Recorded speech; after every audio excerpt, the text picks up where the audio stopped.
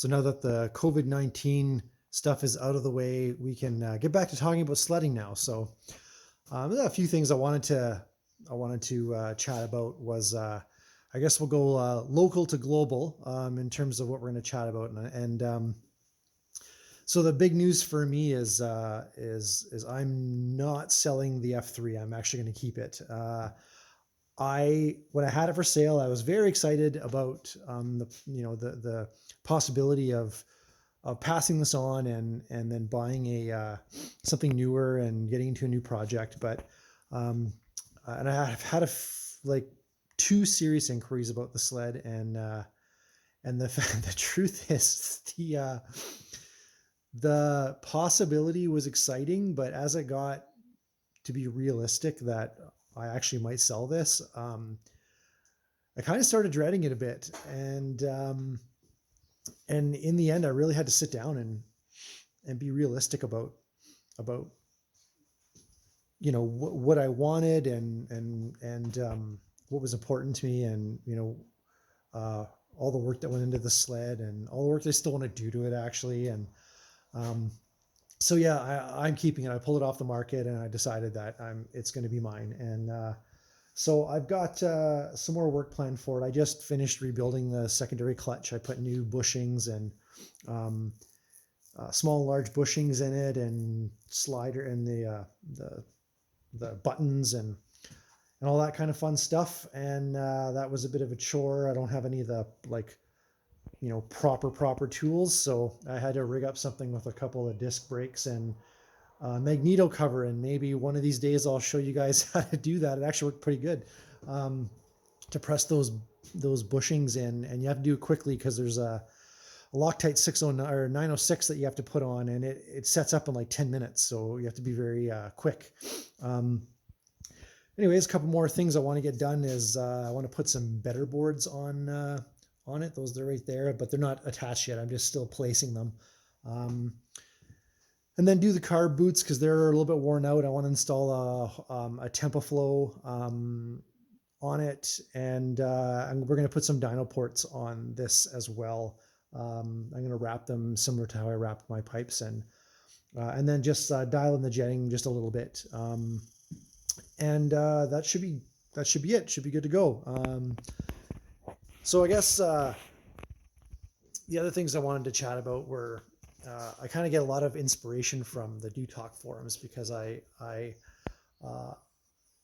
post on them once in a while, but I read almost everything on that forum, especially in the general discussion and whatnot. But a few of the things that I thought were kind of funny were people that were really, I guess, triggered might be a good word by the Polaris release, and in the Matrix platform, and kind of what Polaris is coming out with, and there's a whole bunch I want to talk about with it. It's just it's funny to see the people that are more objective saying like, innovation is a really good thing because it forces other manufacturers to do better. And if Polaris has a really awesome sled, then Skidoo should follow up, and that'll force them to follow up and come up with something even better than that. So we force them to innovate and to push the G4 platform more and whatnot. But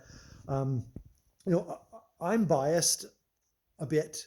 I do like BRP as a company. I think that they've got probably the most well-rounded sled lineup. I think that as far as engine technology goes, like in general, two-stroke, they're way ahead of everybody. Not to say that other manufacturers don't have the capability. Yamaha certainly does have the capability to build a direct injected two-stroke. They just choose not to. Yamaha has the ability to build a snowmobile, and they just choose not to. So I don't know what's going on there. But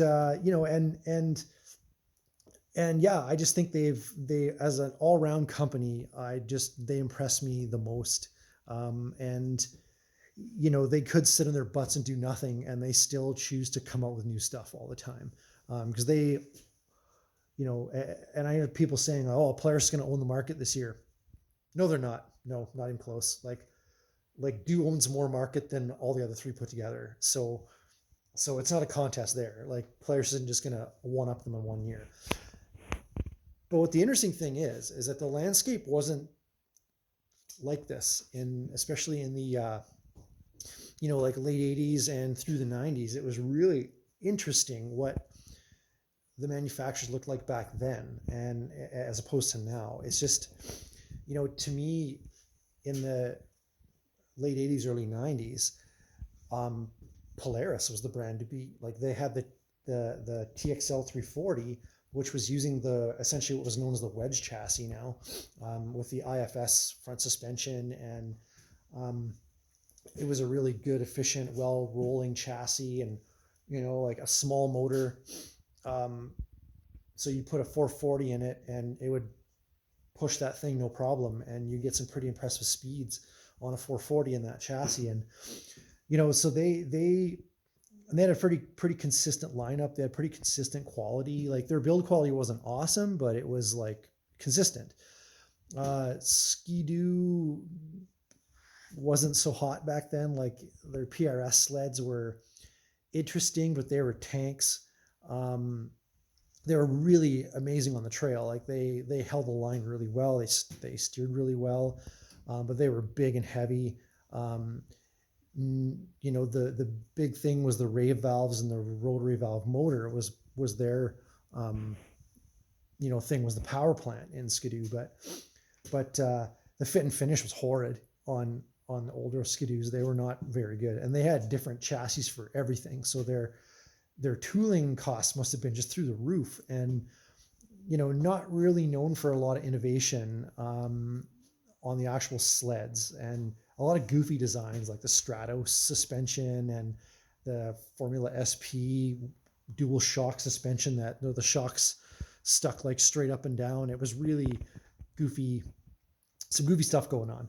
And then Arctic Cat was kind of teetering on the brink of destruction, and then got bought out. I don't know exact history, but got bought out by Artico, I believe. Anyway, in the 90s, they really came into their own. I was really, Arctic Cat, they had some really cool stuff coming out in the 90s, and their build quality was actually like probably up there. Like they had really good build quality, but they always had the cool stuff. They came out with the killer suspensions. They were the first ones to use the wishbone suspension in the front, which are still everybody's using now.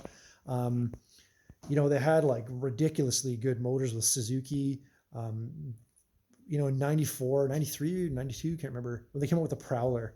That was like, everybody was like, oh man, look at that sled. That thing looks like nothing I've ever seen. So the Prowler came out, and the EXT Special, and Thundercat, and it's just, they had such cool cutting edge, like just make you go, holy crap. And they had good build quality. Like they were built really well, and they fit together really well. It's just, well, then there's Yamaha. Yamaha built like not the best riding sleds, but their engines lasted forever. They were built like a Swiss watch. They had the best build quality by far out of any of the manufacturers. And that was the way it was. Like Yamaha had the best build quality all the way up until they stopped building their own sleds. It's just really strange. And now Ski-Doo has got the best build quality by far, like no question about it. And Cat and Yamaha have the worst build quality. And Polaris has just kind of always been, like their build qualities come up. They're close to Ski-Doo, but I don't think that they quite have it yet. And I don't know what it is. Like I can strip a Ski-Doo with like 3 different metric sockets, and Polaris, I need like an entire like drawer of sockets. They use so many bloody different sizes on them. But anyway, yeah, so I am a bit biased, but hey, there's things that Ski-Doo does that I don't like either. I think that the G4 chassis is not an awesome chassis. I don't know. I mean, maybe that would change if I like blew 20 grand on one. I'd probably like rewire my head to make myself like it, but I don't really think it's a comfortable chassis at all. And looking at the Matrix, actually it does look like a pretty good chassis. and I'd be interested to try that. Yeah. And if it's a good sled, then awesome. But yeah, too many people are like drinking the Kool-Aid, and everything that Skidoo does is awesome, and everything you think any other manufacturer does is crap. And it's just funny to see see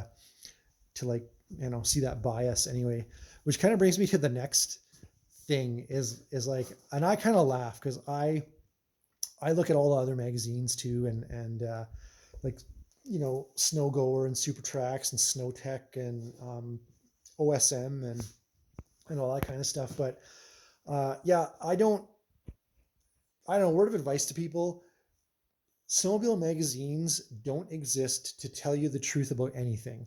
They exist to promote their sponsors. That's what they do.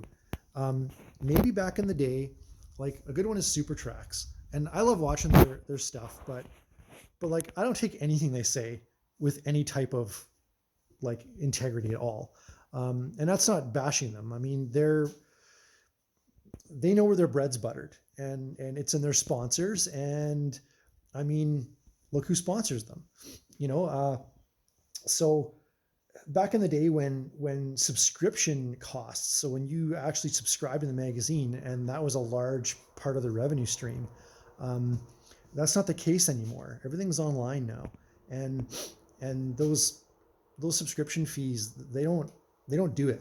So there has to be sponsorships. And if you're a company that's going to sponsor a magazine, and of course your stuff's going to be featured in it, are you going to let them say bad stuff about your products?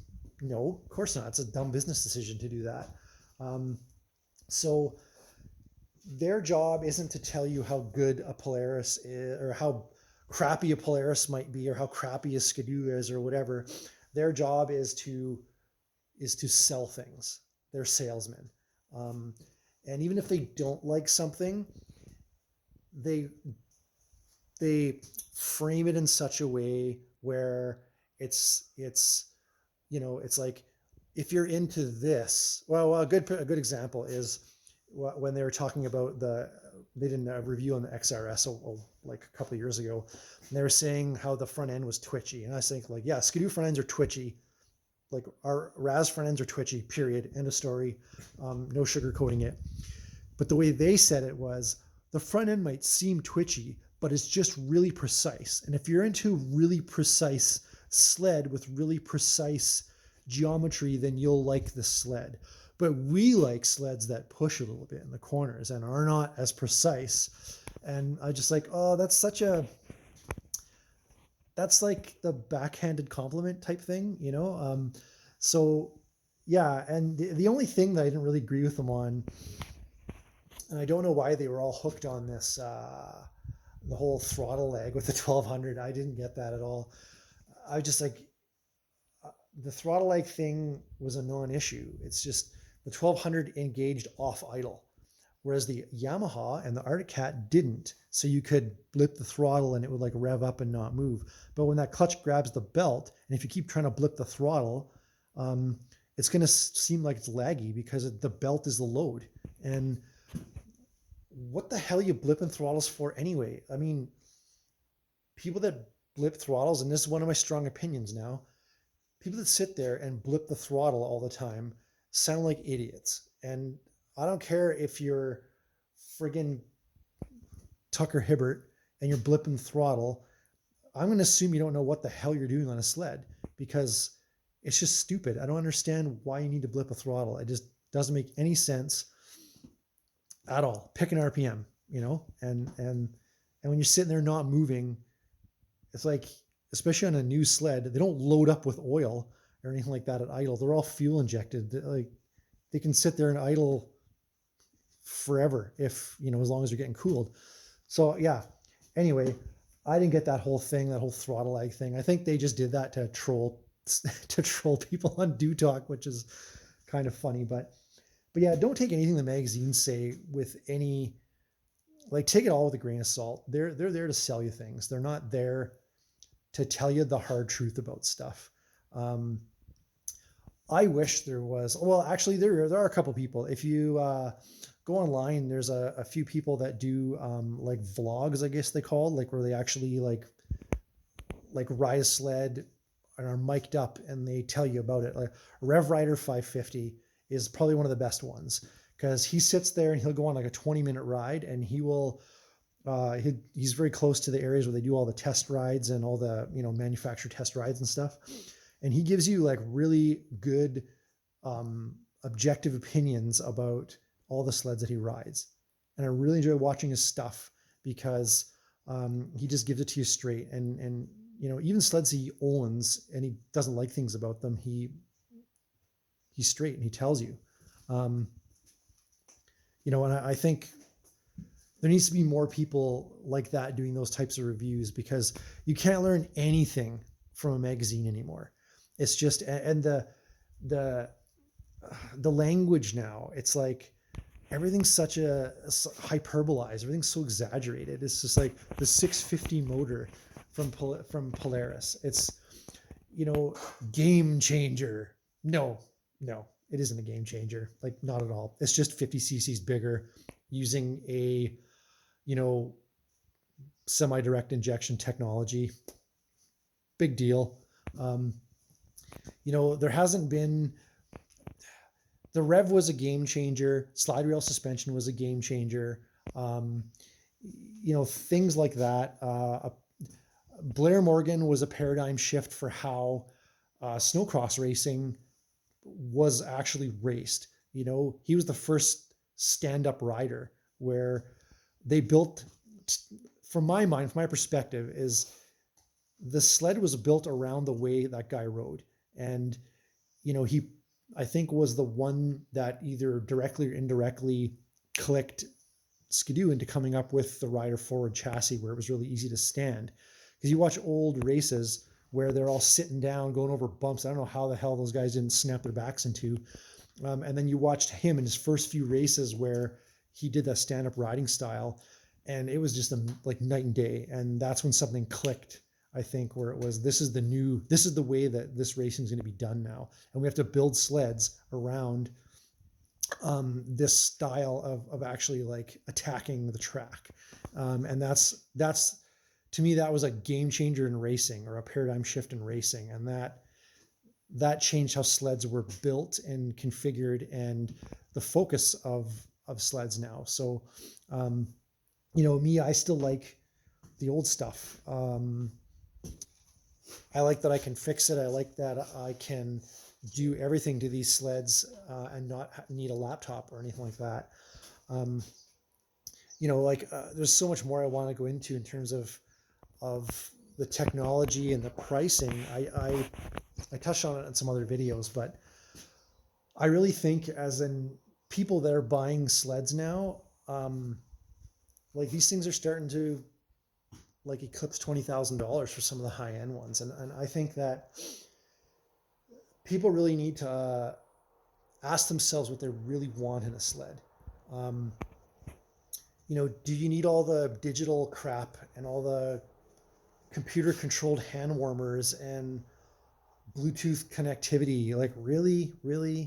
You need a motor and skis and a track, and you want as much technology as it takes to make the sled run as clean as possible and meet emissions regulations. And but all this computer controlled junk, like maybe if you're made of money and you're trading in every year, 2 or 3, but like I like to keep a sled for a long time. And I can just imagine like even the new Polaris Matrix with their climate controlled hand grips that are all done through the gauge. Like great, when that thing breaks in 7 years or whatnot, and I still have that sled, am I going to still be able to get parts for it? Who knows, right?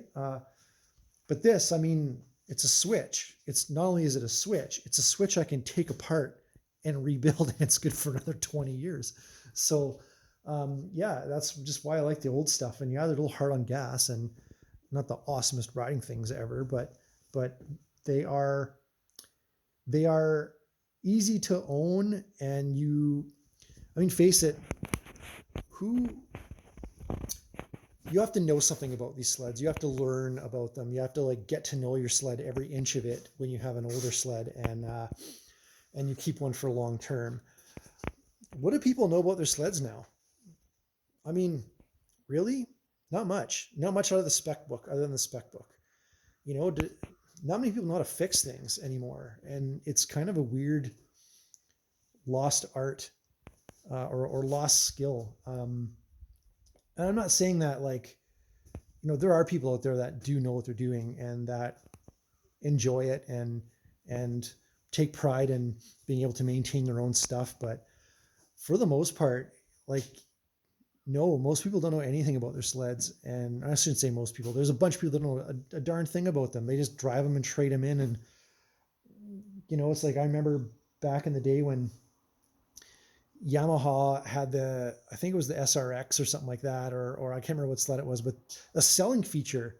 They had an actual selling feature. They said rear suspension with 14 like greasing service points, so that you can, you know, the suspension will last a long time for years and years of trouble-free riding. And now everything's like no maintenance, no maintenance, no maintenance. Like there's 2 grease fittings on a friggin' arm motion. There should be like 14, 15, 16 of them.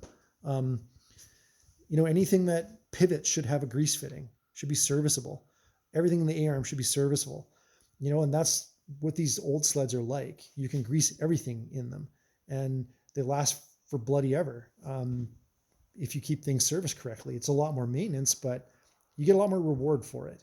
And having built something from scratch is, well, not from scratch, but as close to scratch as you can get. You know, there's a good sense of pride and accomplishment and appreciation. You appreciate what you have too. And it's not just something that you bought, it's something that you put a lot of sweat into. And that now you know it, every inch of it. And that's, I think, a big appeal for a lot of the old stuff and why I think I didn't want to get rid of this sled anyway. But anyway, I'm not sure where I was going with that, you know, like I kind of ramble off, but yeah, I just think, you know, give credit where credit's due.